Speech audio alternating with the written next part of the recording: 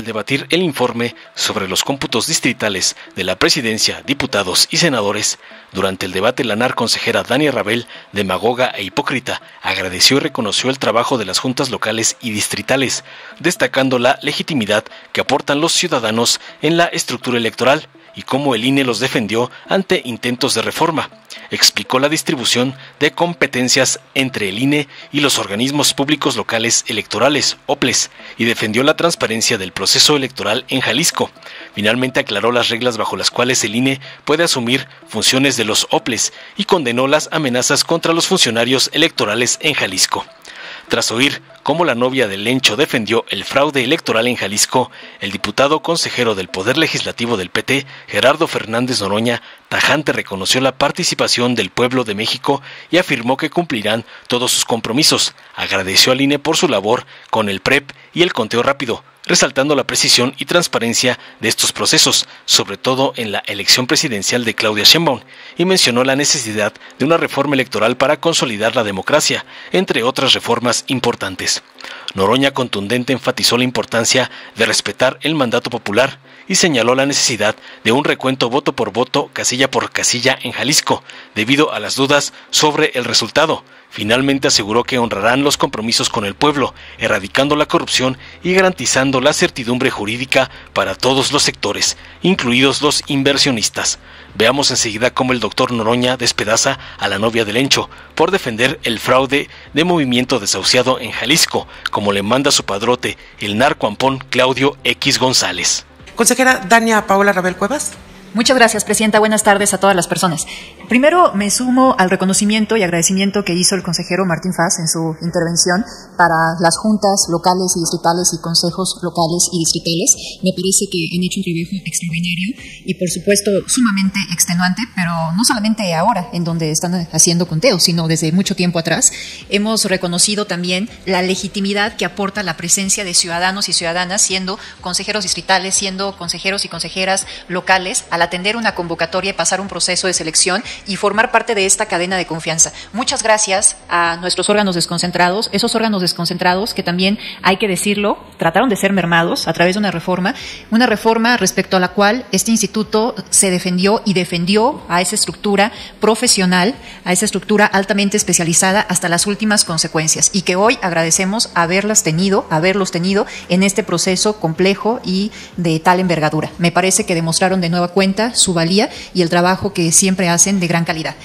Dicho esto, creo que es importante, a partir de algunas intervenciones, hacer una remembranza del Sistema Nacional de Elecciones que tenemos desde 2014, en donde tenemos perfectamente bien distribuidas las competencias que tiene el Instituto Nacional Electoral y los organismos públicos locales electorales. Sin lugar a dudas, la reforma de 2014 estableció al INE como el ente rector del Sistema Nacional de Elecciones, y así hemos actuado, más allá del ámbito de competencias definidos que tienen los organismos públicos locales electorales y nosotros. Lo cierto es que emitimos directrices para que sigan los OPLES en todos los ámbitos, por ejemplo, en el ámbito del PREP, en donde se ha hecho una homogenización, por ejemplo, de la manera como se presentan los PREPs, y también vamos dando seguimiento a cómo se van implementando y a las pruebas que hacen, y a que tengan un ente auditor y a cuestiones como esas. Pero, por supuesto, el día de la jornada electoral, quien tiene la obligación y es totalmente responsable de ese desarrollo del PREP son los organismos públicos locales electorales. Dentro del ámbito de competencia también de los OPLES, por supuesto que está los cómputos distritales y, en su caso, los cómputos municipales. Ahora, dicho esto, creo que también es muy importante que se haga la aclaración del PREP de Jalisco. El PREP de Jalisco no cerró con un 60 o 60 y tantos % para el tema de las gubernaturas, sino con un 86%. Ciertamente, y eso también es habitual en cualquier PREP, se amplió el plazo para el cierre del PREP y cerró pasadas las 10 de la noche, pero eso no es algo extraordinario. El propio Instituto Nacional Electoral lo ha hecho para dejar que se acumulen más actas de escrutinio y cómputo y pueda darse una mayor transparencia y pueda fortalecerse más este ejercicio. Pero así fue como cerró el PREP de Jalisco para la gubernatura. Ahora, lo siguiente es respecto a los cómputos distritales, y también aquí creo que es importante, a partir de algunas declaraciones públicas, hacer énfasis de que efectivamente el Instituto Nacional Electoral puede ejercer su facultad de asunción total o parcial. Sin embargo, existen reglas, como en todo lo que tenemos que hacer en el ámbito electoral, para en su caso poder hacer el ejercicio de estas facultades, de la facultad de atracción, de la facultad de delegación, de la facultad de asunción parcial o total.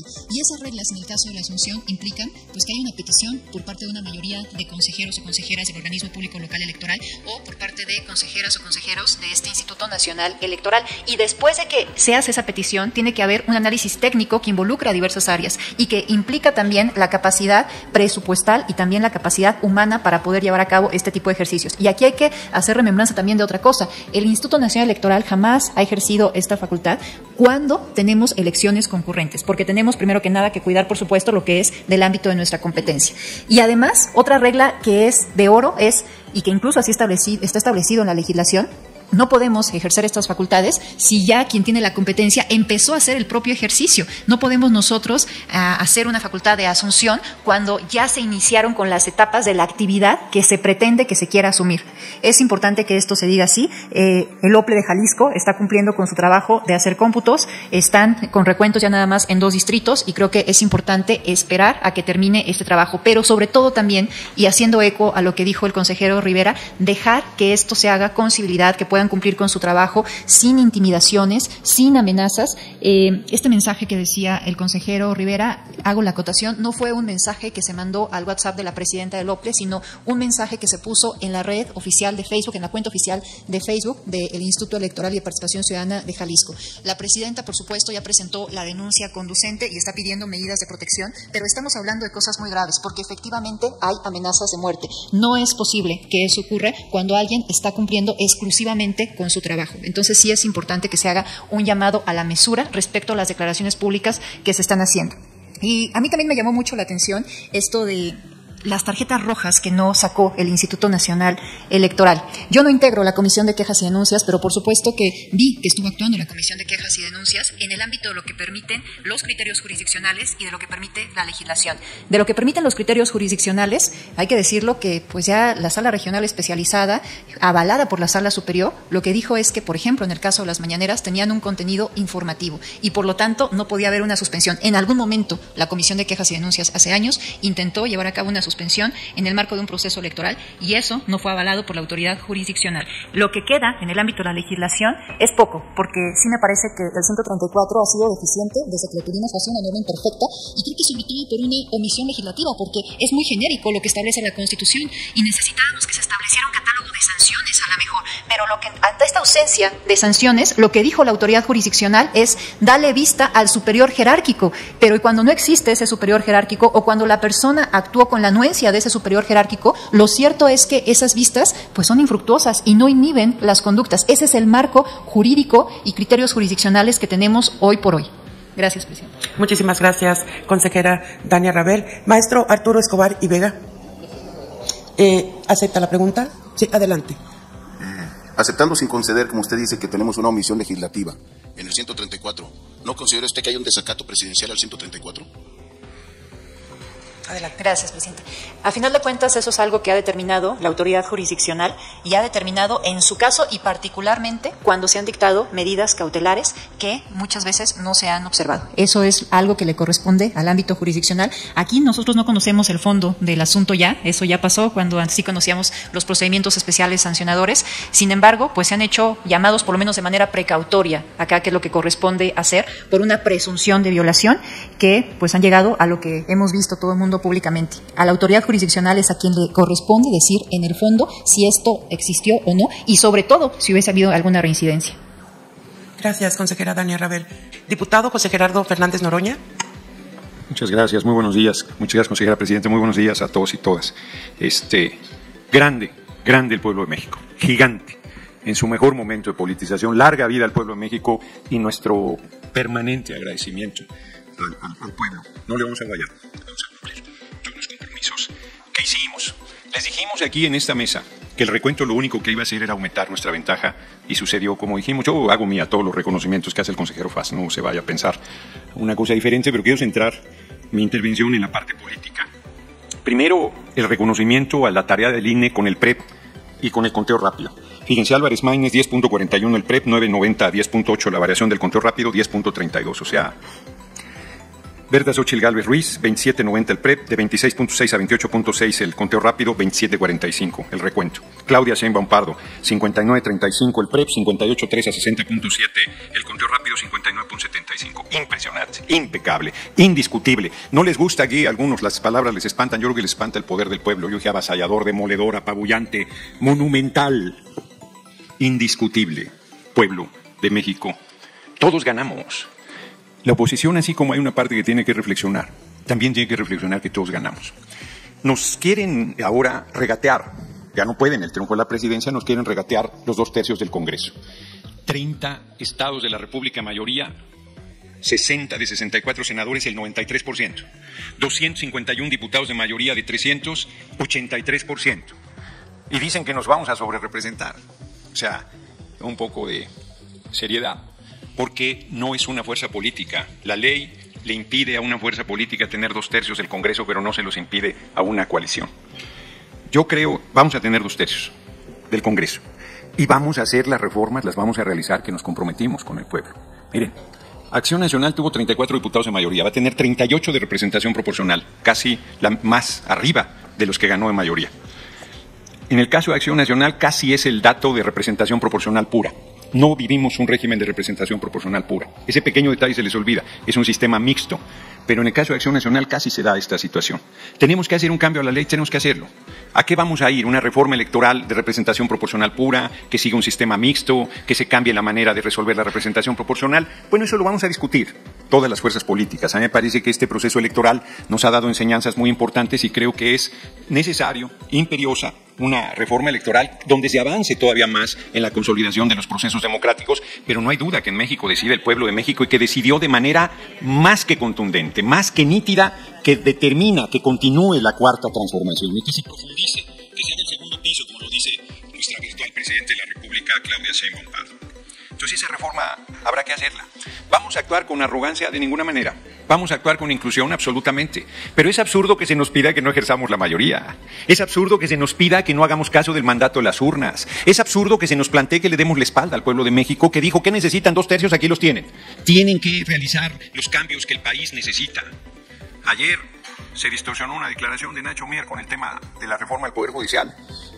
Todas las reformas se harán escuchando a todos los sectores de la sociedad.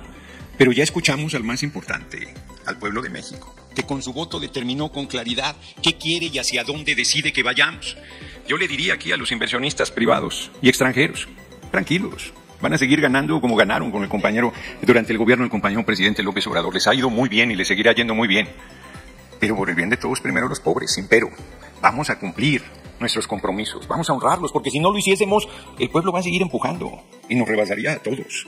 La exigencia es indiscutible, la determinación del pueblo es nítida, transparente, absolutamente contundente.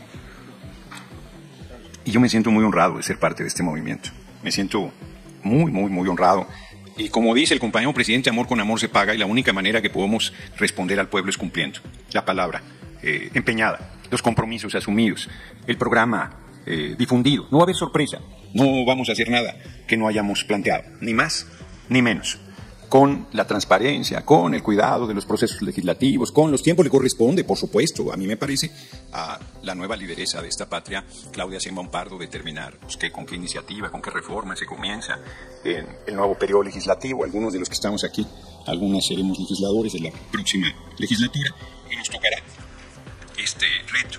Yo solo, como lo decía ayer en la permanente, quiero plantear que no vamos a tratar a la oposición como nos trataban a nosotros. Yo batallaba, tuve 630 intervenciones en tribuna y batallaba mucho para poder intervenir. Emilio Choifer, del tercer año de la primera legislatura en la que yo estuve, al PRD le tocaba la presidencia, le tocaba a Guadalupe Acosta el año completo, le robaron la mitad. Y Emilio Choifer decía, dice el reglamento que puedes intervenir hasta 5 minutos, tú decides hasta cuándo, y él decía que 3 y me cortaba el sonido, yo compré un sonidillo pedorro y lo ponía y seguía hablando. Era muy duro, muy difícil. Nosotros no vamos a actuar así nunca. Respeto a las libertades, respeto a la pluralidad, respeto a los diferentes puntos de vista, pero la mayoría piensa de una forma y de esa forma vamos a actuar. Pero es una mayoría absoluta. Un fenómeno muy difícil que se dé en un proceso democrático. Una O sea, los ojos del mundo están viendo a México, porque en México se está construyendo un nuevo camino para la humanidad y hay quien no quiere verlo. Hay quien no se da cuenta que esto es una revolución sin violencia, que es algo excepcional, algo único. El fenómeno de Morena como partido político es increíble. De un puñado de diputados a 24 estados de la República. Creo que son 28 congresos locales los que se tiene mayoría, o 27. Se está discutiendo en Jalisco, donde se debe hacer un recuento voto por voto, casilla por casilla, porque ahí hay dudas del resultado y de que se respete la expresión del pueblo de Jalisco. Se me ha acabado el tiempo, así es que termino diciendo. Allá el Silvano está pidiendo la palabra. Gracias, diputado Fernández Noroña. Tenemos ya enlistados al licenciado Juan Miguel Castro Rendón. Desde la virtualidad, Juan Miguel. ¿Usted es una moción? Okay. Buenas tardes, perdón, Juan Miguel.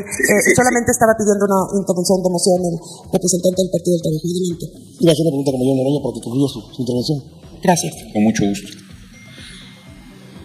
¿Es su intervención? Muchas gracias, compañero y amigo. Pues ya prácticamente había terminado y dije, bueno, ya ni siquiera alcancé a decir larga vida al pueblo de México.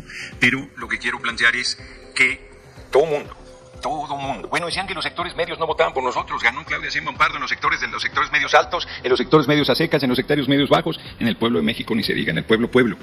A todo mundo vamos a representar, a todo mundo vamos a servir, a todo mundo le vamos a responder, a todo mundo vamos a respetar, y los inversionistas van a tener verdadera certidumbre jurídica, claridad. Lo único que queremos, y voy a poner un ejemplo claro, lo único que queremos es que no nos roben. El pueblo de México se manifestó con su voto para que terminara la cleptocracia, y eso se acabó, nunca más. Y la inversión privada extranjera puede ganar sin robarle al pueblo, sin robar a nuestro patrimonio, sin robarle a la nación. Muchas gracias y larga vida al pueblo de México. Gracias, diputado. Dale en me gusta, suscríbete, activa la campanita y compártelo para que más gente lo vea.